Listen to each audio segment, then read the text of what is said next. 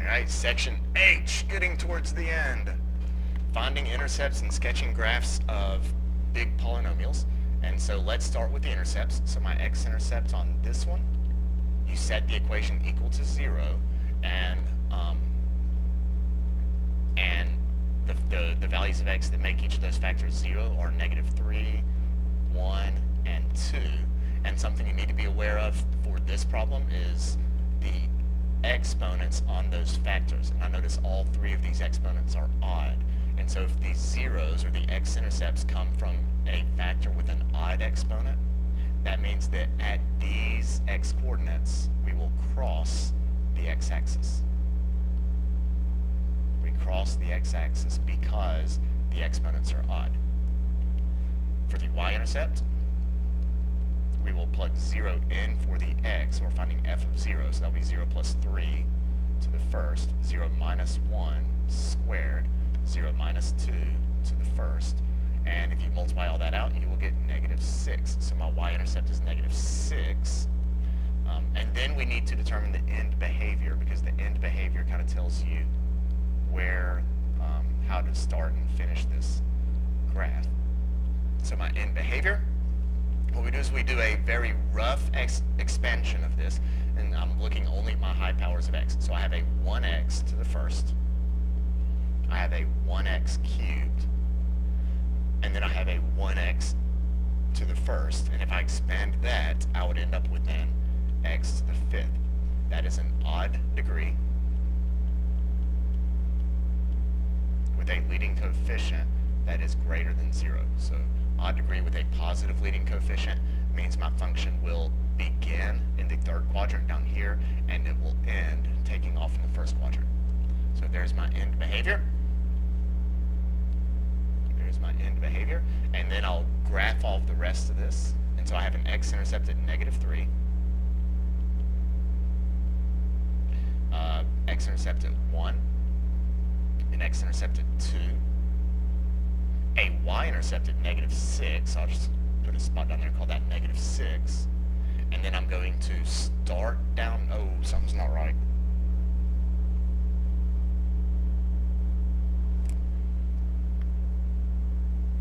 Something's not right here, because I'm supposed to start down here and end up here, and I made a mistake somewhere, hang on.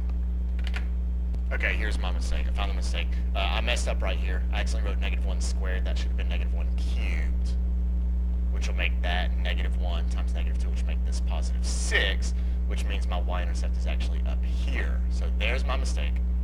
There's my mistake. And then now I can start down here. I can cross at 3. I can hit that y-intercept, cross at 1, come back up, cross at 2, and I can finish with the correct end behavior. So there we go. There we go. By the way, if you make a mistake on these, you'll probably find it because there will be an inconsistency with where you cross the x-axis and what your intercepts are, and that's how I was able to know that I messed up somewhere. All right, 46.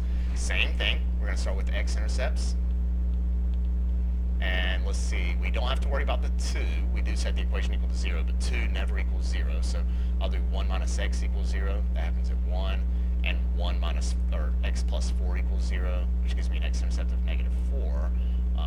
Now 1 minus x has an exponent of 1. That is odd. So we will cross the x-axis at x equals 1. X equals -4, that came from a factor that was squared, even exponent. That means I'm only going to touch at x equals -4. Let's move on to the y-intercepts. F of 0 is going to be 2 times 1 minus 0 to the first times 0 plus 4 squared. And if you multiply that out, you can get a y-intercept of 32. Pretty high y-intercept. Then we need to look at the end behavior. So my ends, I'm going to do a crap job of expansion. So I have a 2, which isn't really going to affect much, but I have a 2, then 1 minus x. All I care about is the x term. So that's a -x to the first. And then x plus 4, but all I care about is the x term. So I'll be x to the second power. And if I expanded that, I would have -2 x cubed. An odd degree with a negative leading coefficient. I'm going to start up here in the second quadrant, and I'm going to end in the fourth quadrant. And now I can go ahead and mark my intercepts. And this one I'm not going to be able to draw to scale because my y-intercept is way, way, way up there. So we'll just kind of cheat a little bit. I'm going to call this -4. I'm going to call this 1. And then I'll just call this 32. Like I said, not drawn to scale, but I am at least labeling and marking my intercepts. I will touch at 1 and, touch at -4, cross at 1, and I'm supposed to start up here. So I'm going to come down, touch at -4, which is what allows me to come back up and hit my y-intercept. Then I'm going to come down. Whoa, geez. I'm going to come down, and then I will cross at 1, which allows me to finish with the correct end behavior over there. And there is a good rough graph for number 46.